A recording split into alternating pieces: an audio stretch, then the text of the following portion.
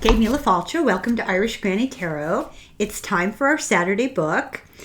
We are continuing with Convoluted Universe, Book 4, and this would be video number 3.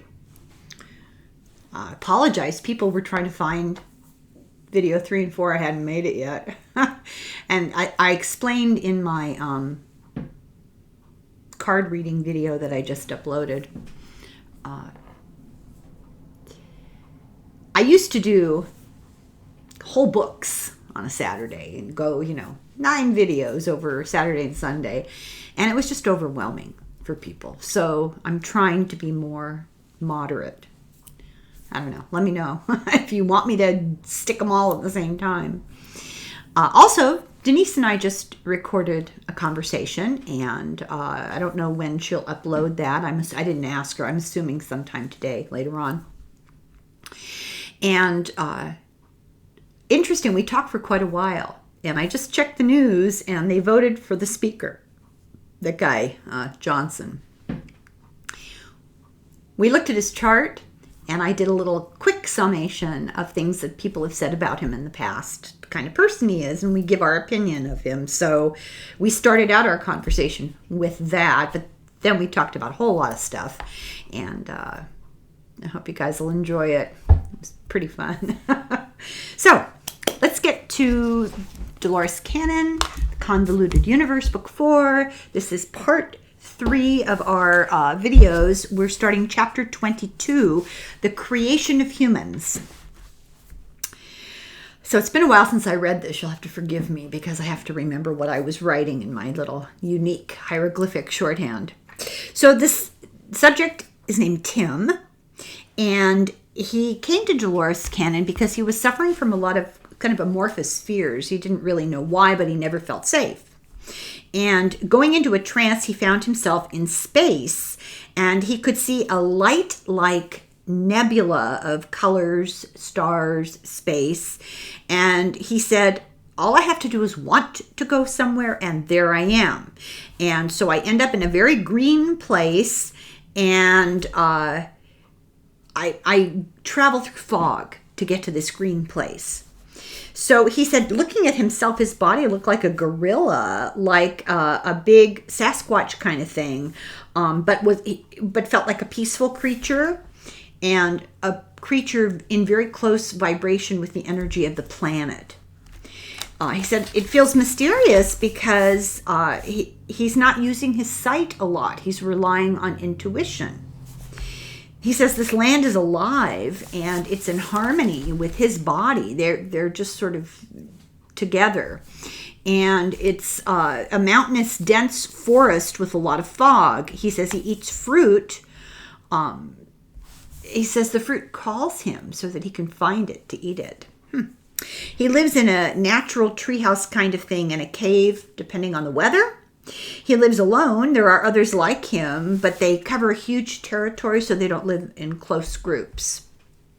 His time is spent in contemplation of his inner being, the light inside him.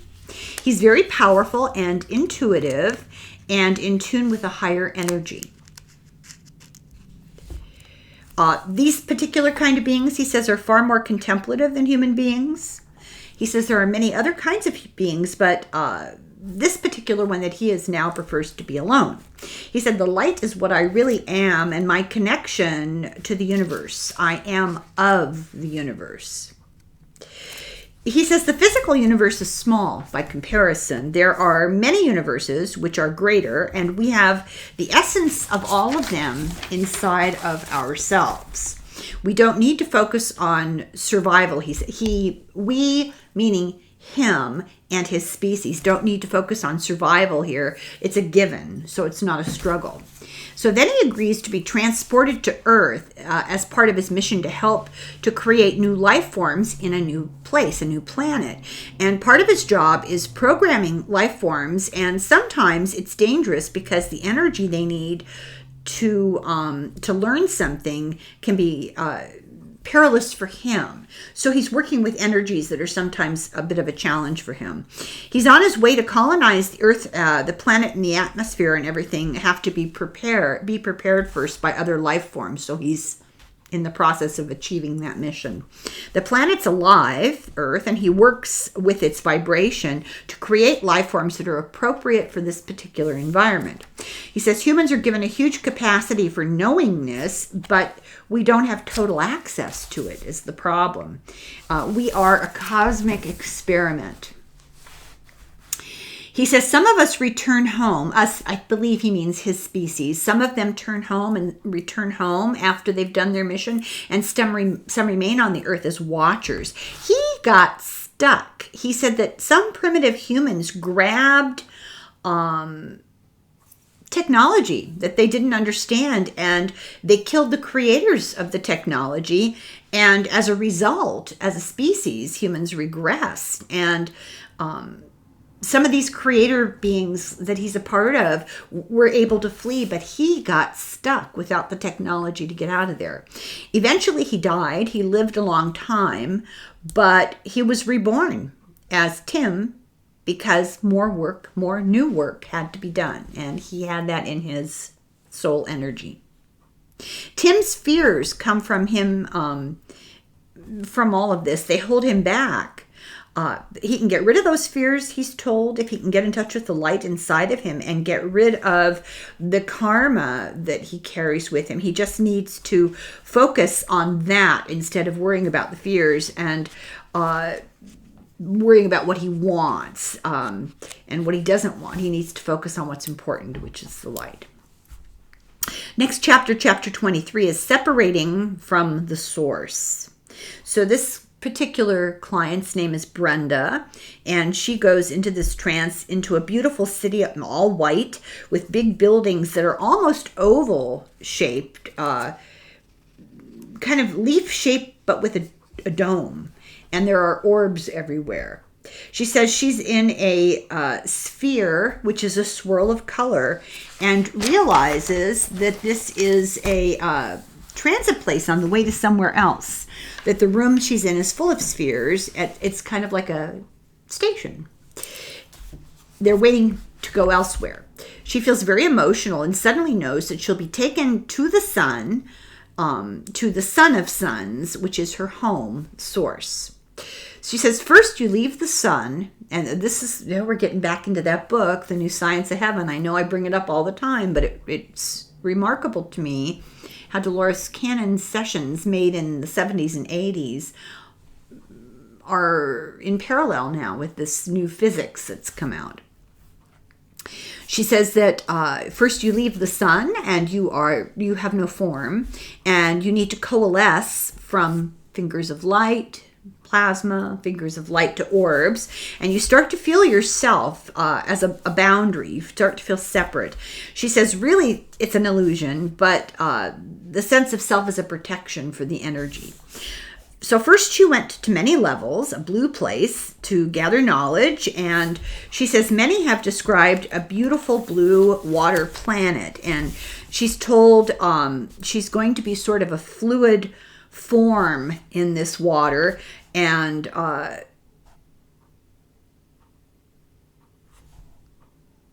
so that she's being put in the water to be coated to become a proper level of vibration. I don't know. And it's making her more solid. This process will make her more solid. And this is so interesting, this part. Her transition into a more solid form, the vibrations are used from the sounds of dolphins, the tones that dolphins make in the water. And she'll emerge from the water as she and others as developed people, but without distinguishing features. The features come gradually. They take a human form because they're going to go to Earth, and they're on this blue planet assuming this human form. They're going to go to Earth because Earth is out of harmony. They are using a web of tones and colors to get Earth back into tune. And she says she's in a human body now, but she wasn't born into it. She entered it later, after a few years. It was an agreement that had been made previously. She said, I didn't need to be in a child's form. I needed to be able to use the human body, but I could skip the childhood part. So she saw this as an imaginary friend until she was 12. Brenda, the person Brenda did. And she said it was a light being caretaker for her, that she had an invisible friend. And it helped prepare her body to handle this higher vibration of this new soul that was going to join her. The person's brain is different even to start in these sorts of situations. The body, they said, is slow to activate when this new energy comes in. New or pure souls enter prepared bodies. This whole thing was agreed upon previous to incarnation. And she said that this helps to explain repeated ET visits. They're getting these bodies ready for the energy and the monitoring. So there's a lot of different programs going on. There are fewer abduction reports now because the work's been done. That explains why people are not coming out as much with stories of ET abduction as they once did in the 80s and 90s. Enough souls, as what Dolores Cannon calls the third wave, have already come, and hybrids had been created to be able to handle this increased energy. None of this is negative. This is an important message. It's all part of an agreement between souls, and it's a contract to get this job done for the benefit of the earth. And we might feel like it's against free will because we don't remember any of it, but it's not against free will because it's a soul contract, and soul contracts are usually not remembered, but they don't go against free will. She says that crystals are a powerful energy force, but because they were misused, our understanding of them has been taken away. Our bodies are crystalline, and we could reawaken crystal energy if we tried. We just don't know how to because we screwed up in the past. We can all do this with intention, and even if we just help an animal, this is jumping around ideas, even if we just help an animal, we help to increase the vibration of the earth. She says that we're like an orchestra. We all have a part to play, and we share together in the same big thing. And the time is now. Now we're on chapter 24, Too Much Too Soon. The subject is named Tanya, and she goes into trance and finds herself floating inside a capsule in space with no body. She knows that she no longer has obligations. She knows that she's been freed to do whatever she wants to do. She said, I've completed all the basics. I want to do something more meaningful. She starts to cry, and she says, I want to be part of the change for the better. I want to be part of the new cycle. She's been told that it's coming, and she knows that. She says, things never stay the same. Change is inevitable. Everything changes. Cycles within cycles within cycles. The Earth cycle is ready to end, but it's not complete. People need to hurry up and change before the end of the cycle, and things will be okay. She says, I want to be part of helping with that. She has a fear of being too aggressive for change because she has done that in the past.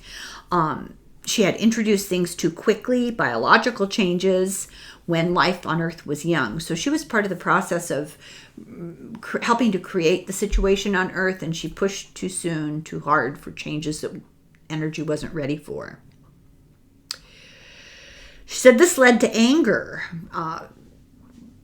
Wasn't supposed to have, but it did. And people were made aware of things that they just weren't ready to accept. We see that all the time. You talk about some of these metaphysical things with people, and you can just tell their response. They're polite mostly, but they're like, okay.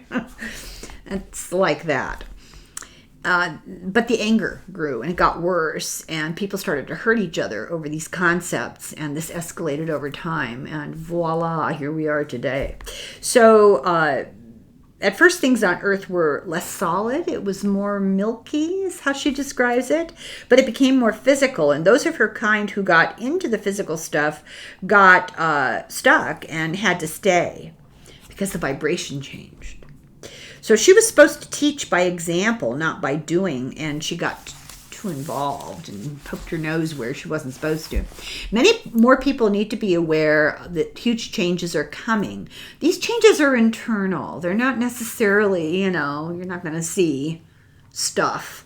It's going to be internal. And if they aren't ready, they won't realize that the change is going on. It's really important to spend time in contemplation and outside and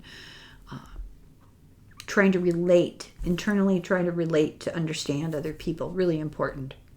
She said her job and those like her are just to be here and to be themselves, and they have some kind of energy that other people's energy can pick up on. That's so interesting. You kind of wonder, which of my neighbors? Well, I can tell you who aren't part of that. So she says that she remembers, she's a rare kind of a person, remembers many past lives.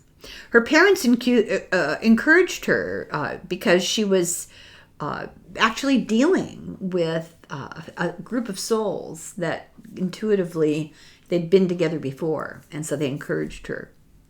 She says there are vibratory changes coming that will change people's attitudes and minds. Weakness and strength both will intensify, and the vibration will intensify. I think we can relate to that.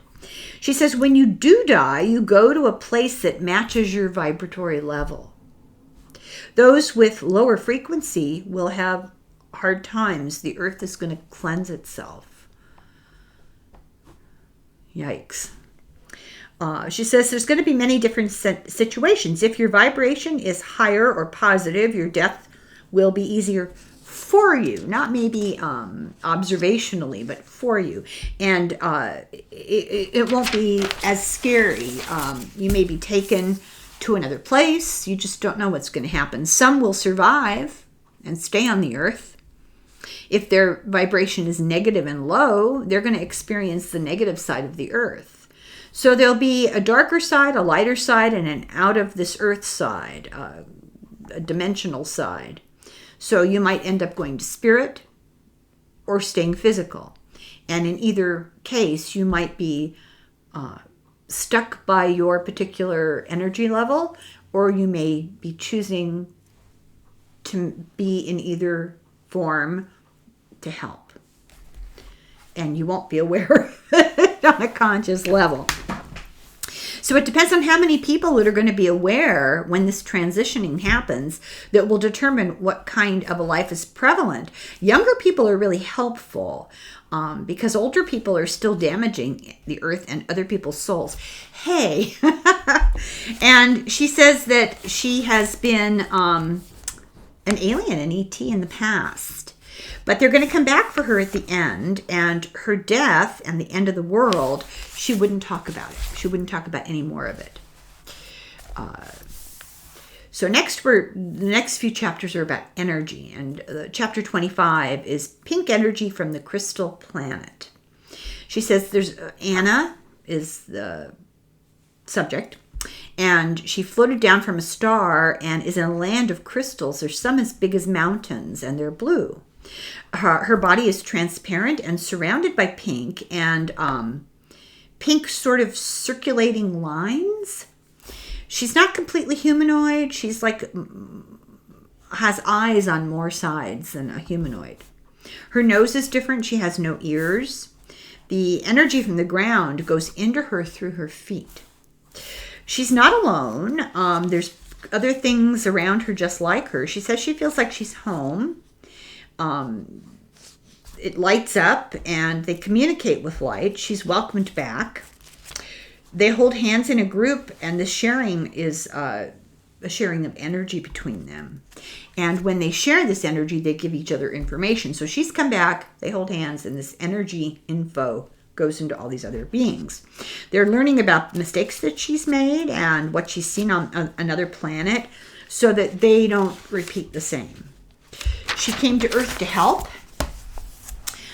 The crystals gave part of her the energy to help on Earth, and she's been gone from where she came from for a very long time. She discovered her real purpose and didn't just want to get energy and bring it back. She also wanted to help while she was here. All the storms and the weather that we're seeing now, this, keep in mind, this is a collation of narratives from sessions that were in the 70s and 80s and 90s, so pre-climate change stuff. She says all the storms and weathers are the earth healing themselves, and that the earth will go through uprooting and pain, and therefore its energy will leave and go to another plane before the injury happens, and then there's a new earth. It will evolve into the next incarnation and will go through, in the process, quakes and tornadoes, and will be rearranged. She says the earth has had enough, doesn't want to stay the way it is. It's just going to leave and exist on another level. How that manifests and how we experience it, I don't find any real understandable explanations, and I think really maybe we're not supposed to. Maybe we're just supposed to work on ourselves. Anyway, the earth will still be here and habitable, but not as it was. It will be more dormant, not as alive as it is now. Those left will suffer what the earth has decided it doesn't want to suffer. Ooh, that's interesting. It's not a punishment. It's not a judgment. It just is a continuity. You can't change fast enough to go with the new earth. The earth is tired of being picked on. The new earth, people will have to be more gentle and more taking care of the planet. Storms, etc., will get worse, and the earth energy will leave, and those who are ready for it will go with it, and if they're aware, they will move with the energy of the earth. They won't have to stay behind if they don't create doubt or fear. So you're feeling the energy of the earth speeding up as it prepares to leave. That's what's going on. If we go with it, we will notice spiritual energy, more light energy, more weightlessness, less negativity, no quakes, no tornadoes, none of that upheaval, chaotic stuff. Those left behind will suffer with the earth. The earth will continue to exist, but not in a physical sense. But she said that she was told, and it was an important message, that there's absolutely no reason for fear. Fear is just going to hold you back. To be an observer and to learn from what you see going on. But don't be fearful about your physical survival, because that's not really the issue. It's not what we're here to worry about. So, chapter 26, Creating Energy. So this is from 2008. So this is, in terms of Dolores Cannon, this is fairly relative, pretty, close in time. And from a meeting in Nevada, a woman named Connie finds herself in trance in a large domed building with patterns in the dome, patterns of stars, gold and green glass, and it seems like it's alive. It keeps changing and moving. Then she finds herself out in space and sees the same patterns and colors. And she realizes, oh, that's part of me. That's part of my body. My body is light waves, and they're moving constantly. I am creating the patterns. I am the patterns. So she's enjoying manipulating, playing with the colors and the patterns. And she says she doesn't have a physical body, and she doesn't even have an identity. She just is. And she says she can create anything by thinking of it and play with it and return it to the light. She says the waves are in constant motion of colors and lights. She creates a galaxy which continues to create and expand and takes on its own life. And she says you're always sending out your own creations when you send out love. Some will contain life forms and some won't. They can just be whatever they want to be. Not sure I totally understand all this, but okay. She says her home is the source, and she says you are a part of it, and there's no end to it. You can go out and create or not whatever you want. Everything serves a purpose. Humanness is a lower form of expression. It's the most dense, but we can create and report To source, it's a circle of being, and the dreamers dream the dream. Okay. She says humans don't really have the capacity to fully understand what that even means. But then the dreamer wakes up and begins again. The wave goes out from the source and then returns. This very much describes a kind of a personalized experience from within it of what was defined in those theories of plasma physics. I'm really struck by that. Anyway, she said we're very limitless in a three-dimensional body. We are a limitless thing stuck in a three-dimensional body. Earth is a community of energies. Then she talks about the fairy kingdom. She said that they're real, they're lighter than humans, they live among us, that all those old mythologies, the fairy tales, the leprechauns and fairies and little people, gnomes, all that stuff, actually interdimensional. Cannon is told that she is white light passing on energy everywhere she goes. She's giving more to each of us than we realize and passing all of it on in dreams and is planting the seeds for others. I absolutely can see that. I think we have to be cautious about terminology. I think this is not in the book. This is me editorializing. To be careful about semantics. Cannon is being told this stuff, and she's relaying it in her books in terminology that we can make some kind of sense out of. I think some of it is metaphoric. I think some of it may actually be literal, but I think a lot of it is metaphorical. And you could picture the image of her walking through the world as this being of light, passing on light to other people. Or in a more physical, practical way, you can look at her as somebody who has taken these ideas and put them into books and spread the books around. And are the books the light? And are her ideas the light source? I mean, it's an interesting thing to think about. Okay, chapter 27, an energy being. And we have a woman named Luann in trance, wakes to a strange landscape of jagged crystals that are brown, and they're very sharp. They're too sharp to walk on. And so she's floating over them, and she sees blobs of gray and white moving around, doesn't know quite what to make of that. They're like blobs that shine, she said, like clouds, but not as wispy as clouds. She also sees smaller blobs that crawl around and seem to have some directional sense. They seem to have some sentience. She can't tell what she looks like. She can't tell if she's one of them. So she realizes that they are a simpler life form and a transition between light and physical life. She realizes that she's at a resting place on the way home from some kind of a mission, that she was on Earth, but she's not going back to Earth. She misses her home, and she describes her home as all love. She realizes that on Earth, these blobs would probably be like amoeba.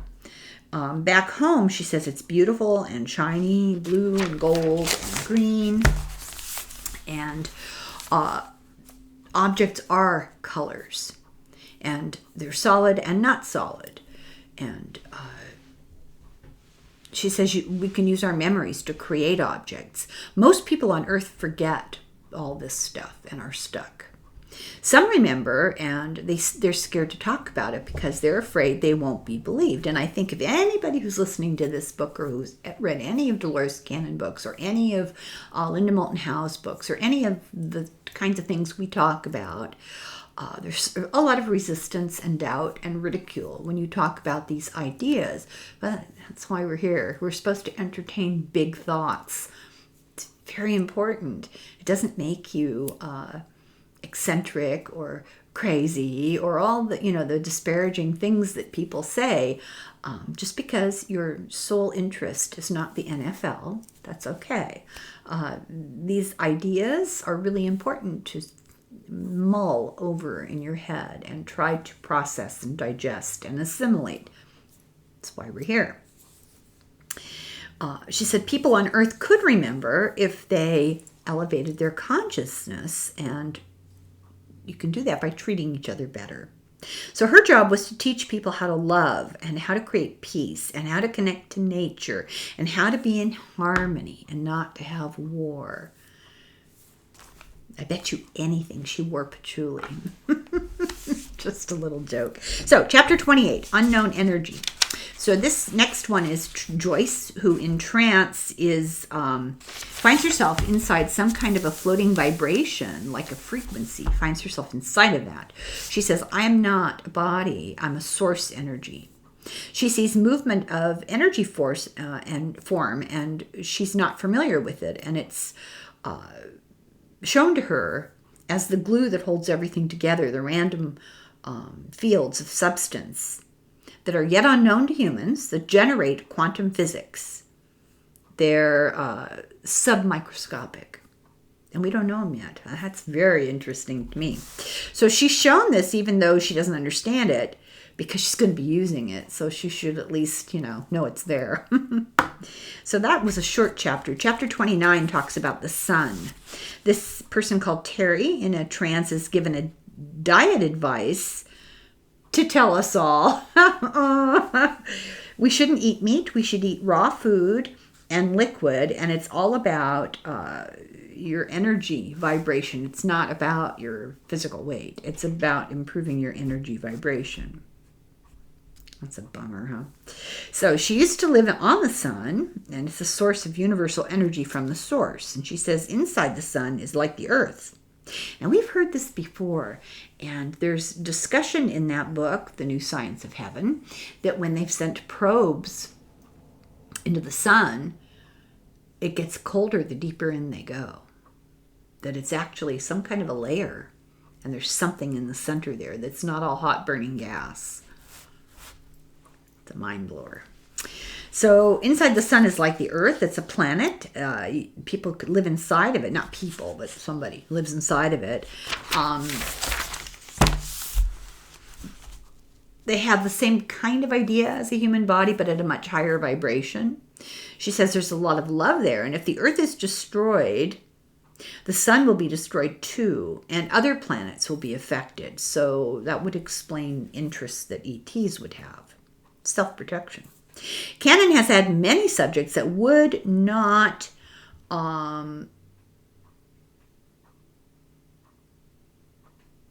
this is interesting. I'd forgotten about this. I read this a while back.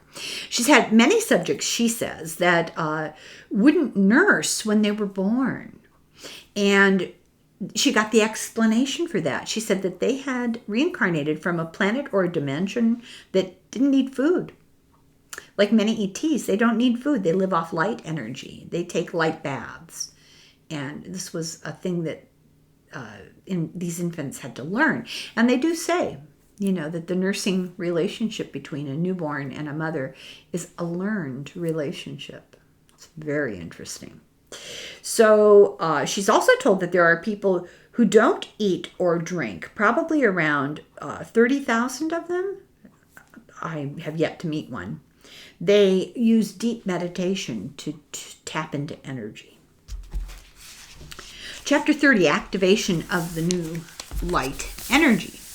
The next subject is Sherry, who's in a powerful light energy and feels really good. She says her body has a very thin shell around its surface, but is just light. It's just a defining shell. She's like a big sun, a big light. Many colors with pure love, and it feels very familiar to her. Her energy goes into the earth. She says it helps clear the atmosphere of pollution and disturbances, and that those things are what's causing dissonance on the planet. She's also uses her energy to help heal people. Now, I think it's important to remember that a lot of these subjects in a trance are talking about the energy healing they do, and when they're not in trance, their consciousness on an awake level is not aware of this. She's had physical issues, and it's told because her energy came to Earth in light cubes, and one had a problem. It came in cubes so the body could handle it gradually. Oh, this is interesting because I just read this somewhere else.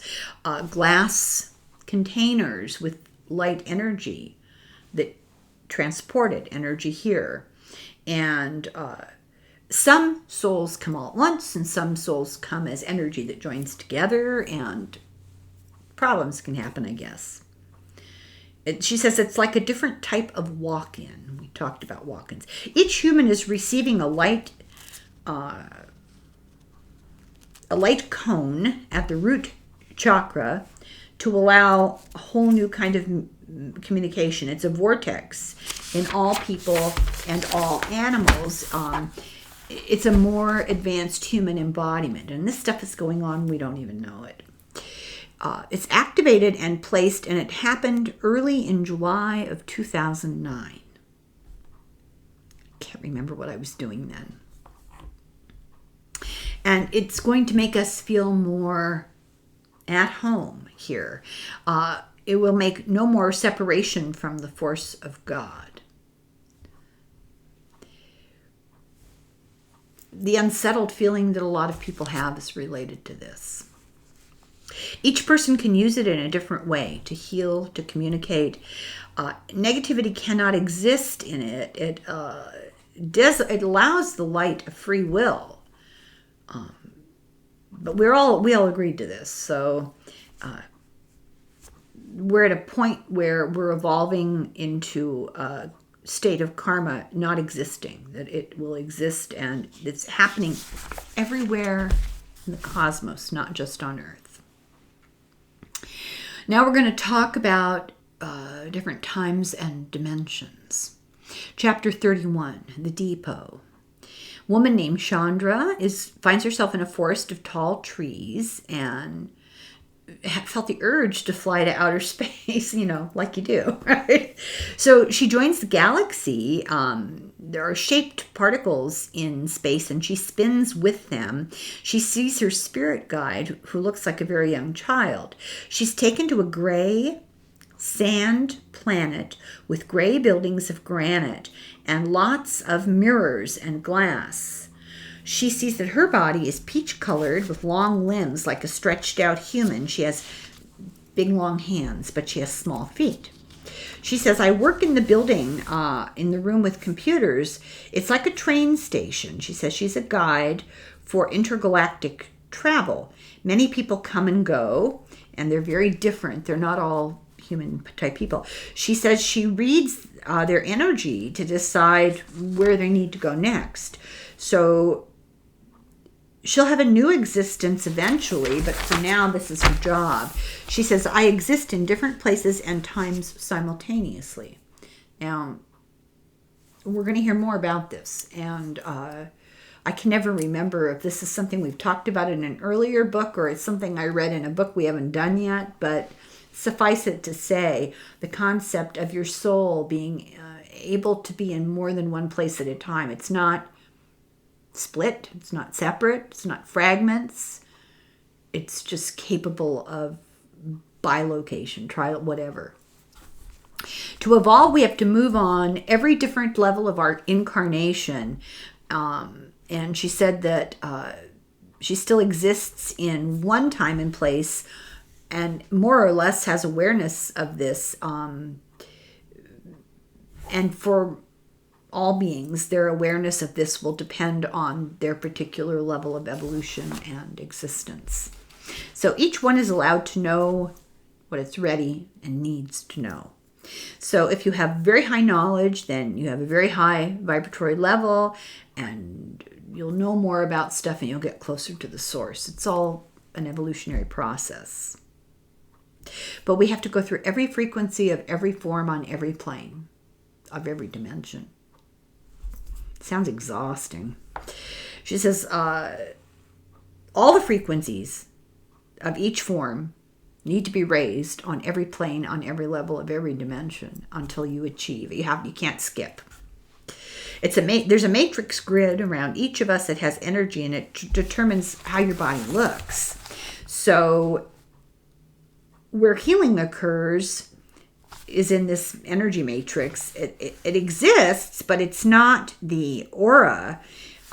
It's an energy that interplays with your aura. So once again, we're talking, as that book on physics did, that we're all surrounded in our own little layer of electromagnetic energy, our aura, and it connects with a larger energy matrix, the ether. It's like a shell. Its job is to build. And all of this dissolves when the soul leaves. It's no longer attached to the physical. Jesus transfigured, and scientists now say that it could happen, that our energy can go into the farther apart energy, that it's absolutely possible, and that you can see the light around people. It's a natural phenomenon. It's not supernatural. It's hard to see, and not everybody can do it right away. It's like a skill that can be developed, and things like meditation and introspection help to advance the skill. And it's now believed that we're in an energy matrix, and that provides structure for every body. Physicists are believing this now. Isn't that interesting? Chapter 32, The Village That Is Out of Time. A woman named Lucy goes into a trance and finds herself in tall mountains with trees. She sees a valley with a village. There's a hidden path and a hidden village. She says, I visit from a cloud in some object. It's not a ship. It has another dimension inside of it. And it may look like a ship from the outside, but that's camouflage. And what she's explaining, basically, is that some UFOs are actually portals. She says, I look human, but that's also camouflage. I really have a light body, a consciousness inside energy made of different colored lights. So in this village, there are regular people, but there are also some light beings like her, camouflaged because humans just wouldn't understand. Some beings live there all the time with the humans, and the humans are completely unaware that they're interacting with light beings. They're there to teach the humans. She says this village is a meeting place of humans and light beings for teaching. The population comes and goes, but there are always people there. They stay for different periods, and the people learn skills like growing and healing, and they return with new knowledge to their own villages, and they do remember their visit. They remember the skills that they're taught, and they've been selected by their own villagers to be the students to go and get that knowledge. She says this place is like a living library. They return to villages as teachers of their own people, and if they want to come, they need only ask and they can come back, but no one ends up in this place of learning that isn't supposed to be there and ready to be there. Some older ones are learning mind techniques. There's a protection around the village that keeps out the uninvited, that it's actually out of time and it exists in a space that has no time. And I couldn't help but thinking of the musical Brigadoon. If you haven't seen Brigadoon, it's kind of a dumb musical, but the concept is really interesting. It's not one of my favorites. Of course, Gene Kelly is in it, so hard not to like it. But the concept is this little village somewhere in the Highlands, I believe, of Scotland that only appears to humans every 100 years. And of course, it's a love story, and but how interesting is that? That sort of not a knowledge, but a sense that kind of thing can exist was around even before Dolores Cannon was told about it. So these visitors arrive from all times, and those from out of time or from the future understand the concept of space and time, but people from the past, they don't. They're not ready. They don't need to. At home, they just say like that they've been to a sort of a school. What they learn is in keeping with the sophistication and the evolution and the understanding of their particular people around them, their time. Primitive people don't have less intelligence. They're just different. They have a more spiritual awareness. They know that all is one. Many who come think that they were actually just dreaming and woke up from their dream with new ideas, but they've been gone. She uses the mind energy to help smooth out the energy of others. They blend the mind energy and body energy for longevity because they get everything into harmony. Trauma, damage, stuff can cause these two energies to get out of sync and get out of harmony and get tangled up, and she helps to smooth them out and teaches the others how to do it. She says time is like a river. It depends on where you are in the river, whether it's slow or fast. Many places are out of time, everywhere. And she says that these beings travel with thought energy, and she says you probably encountered them without realizing, because they're, like there's this whole other existence going on around us, and we walk through it and we don't even know because the vibration is so different. So some people, she said, who do have a vibration can't remember when they come back to their own place and time, and some do remember when they come back to their own place and time. She says you can't get lost there because your energy is attracted to where you belong.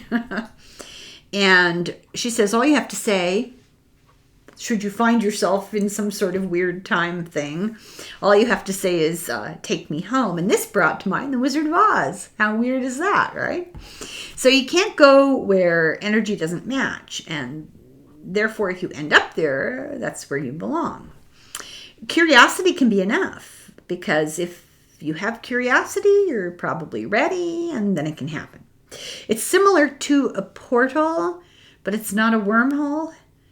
I'm so glad they cleared that up. So people may remember interacting with ETs, that kind of experience. Much of it is a screen memory, actually. It's a mask because it takes much to gain enough knowledge to understand what really is going on, and it gets built on, and some people can handle more and more and others can't. So for some people, not for every case, but for some people, memories of an ET encounter or abduction is kind of a manufactured memory to create an explanation for why they were gone, or why they sensed something different had happened, or why they knew something new suddenly.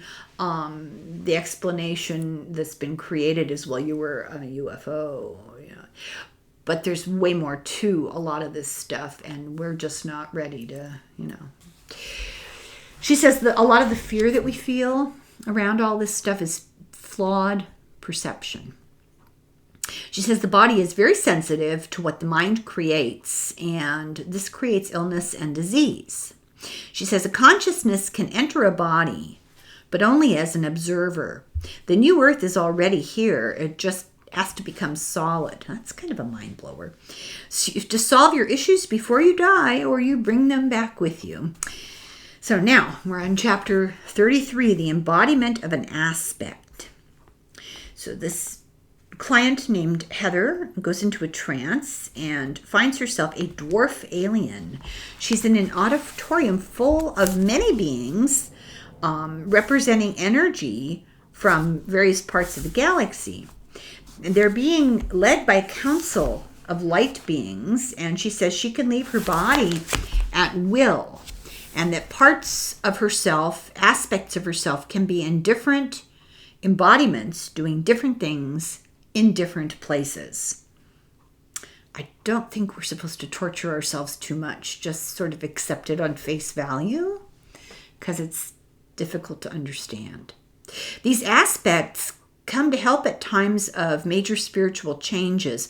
We hold the energy for a shifting of the spiritual atmosphere of the planet and help amplify the energy.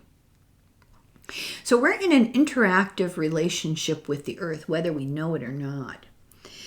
Humans must change or leave these special bodies, or leave the planet. These special bodies are stronger to hold a higher energy. Now, you notice these chapters are short. They just are. Chapter 34, Changing DNA. This client, Ned, is in real life is very troubled, kind of a wanderer, always moving from place to place, person kind of with itchy feet. And Cannon met up with him in Hawaii, and in a trance he sees a pink and sparkling water, and he's the water surrounding a planet. He said, "I'm in it, and it's in me." He says, "I have skin and a gray-blue membrane around me." He says, "I want to go to Earth. I'm being told that I don't want to go there.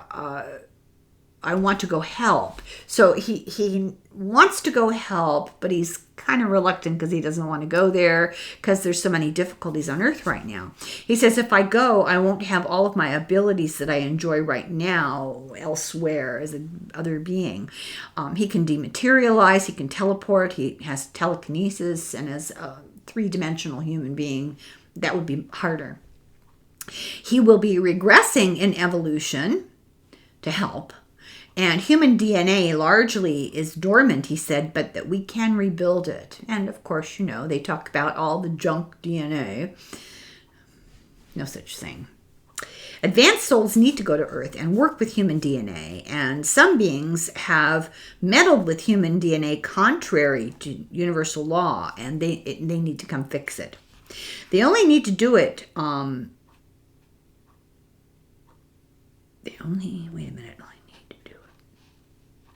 To one person, because, this is interesting. I forgot I read this. They only need to actually do it to one person because what they call the microgenetic fields are connected. So the energy fields will repair in a cascading, like a domino effect. And Earth is going on a wrong path. Earth is going on an opposite path than it should because of this DNA meddling that went on. And if help doesn't come, the soul matrix would collapse and souls would be undifferentiated for a long time. And not to panic, because that's not the ideal situation, but it's not catastrophic long term. It's nothing, you're not destroyed. It's just, you got to wait it out. The problem on Earth is some who understand manifestation are so misinformed that they don't know that it's for everyone, that there's no need to fight amongst ourselves to get stuff because that's not why we're here. So this scramble for things and power and attention and, the selfies and the reality show, all that stuff is just not why we're here. It's very misleading and distracting and stupid. Ned's told that he was from a very advanced level and he came to help. He didn't have to, and he thinks he doesn't know why he's here. He wanders because he doesn't know, but his subconscious knows. So he's trained himself to be addicted to neural spikes that come from bad behavior. And so, he's distracted and has trouble with authority. All of us, our DNA is changing in all of us. We have 2 strands, right? Well, really, we're going to have 12. And there are advanced people with more strands, but they're going to 12. And they're anonymous. So he's been prepared to do matter manifestation and consciousness ascension. He and a friend, James, are supposed to build a device for healing, and he spends too much time playing at being human. Okay, I don't know why I found that so funny. Chapter 35, the color of DNA. Susan is a client who, in a trance, sees doves and a misty fountain, and the mist is actually an energy field. She discovers that she herself is not a body. She's drawn up through the center of a white X and into a gold light above, and it's shining on her forehead and the back of her head, and it's doing something. It feels like it goes all the way through her to her feet. And she's like connected by this light, and the light changes her vibration, so she goes into a kind of a tunnel of light, and the light now has consciousness. She says, I'm immersed like being under multicolored water, being under a multicolored waterfall of light. And with the light comes an infusion of knowledge. She says it's a step away from the physical to the etheric. It's a broadening of her DNA, and she's experiencing it as this light. She says DNA is actually many layers of colored energy in bands. That's interesting. And she explains that this is the process behind form, that it's an outpouring of the all. Scientists are afraid to admit all this because they fear the ridicule. Scientists are more aware of this than we are told. It's the color of life, that color is energy and lesson specific to the life that is that color. And color is part of the code. Susan can't explain it any better than that. It's too hard for us to understand. But it's complex, but in simple terms, light can be divided into colors. It's just separating out the energy of the light. And so it's all about vibration. And light is vibration. It's just movement of molecules. And sound is vibration. And music is vibration. And all music is at different vibrations. And all light is at different vibrations. And we are just vibrations. And the reason why we look like we do and not like light is because our vibrations are very slow and sluggish and dense. Our molecules are tightly packed and pulled down by gravity and part of the earth. And the moving away from that, raising our energy, literally raising our energy, will raise us up. And you talk about raising you up. There's a metaphor there. It's symbolic, but it's an actual physical reality. So let's see, where were we here? So each color has movement. Life is consciousness and movement and awareness and knowing. And the different colors make the chosen lesson. So, I don't know, purple is a lesson. So clones are empty cells. The source is not there. There's no spirit. It's an empty shell. And some clones will get spirits to come in, and some won't. And people think that they can preserve their body and clone it, when science is better, and then they will be themselves again. No, because you're not your body. You're your spirit. You're your soul. So it depends on the intention of the creator, for good or bad, whether the soul comes in or not. Ethically or not, it just depends. They're alive, but they're alive in a different way. And intention comes from the light. Cloning for food is not very good for you, we're told. They have cloned people already, she was told. And they're more like a shell or a vehicle. And once again, it depends on the intention of the creator, whether they actually possess a soul. It's about light and love versus a process. It's about light and love giving it more life force. If it's just a process, you're just going through the motions. Both will be alive, but one will never prosper. Genetically modified food does not have the same energy as regular food. People usually know their purpose. They just don't want to believe their purpose. So you hear it in your soul, in the fabric of your soul. The message is to not feel abandoned because you're never alone. You're always protected. We're assigned to you. This is the message. We are assigned to you and will protect you. We are here for you. Okay, look at that. Almost right on the nose of an hour. I'm going to end here. And that's the end of video number 3.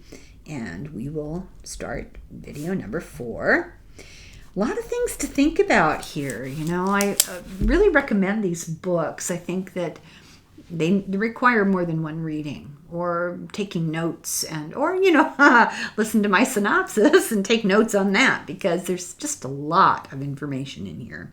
So I'll be back with the next chapter on video 4. So long, good while.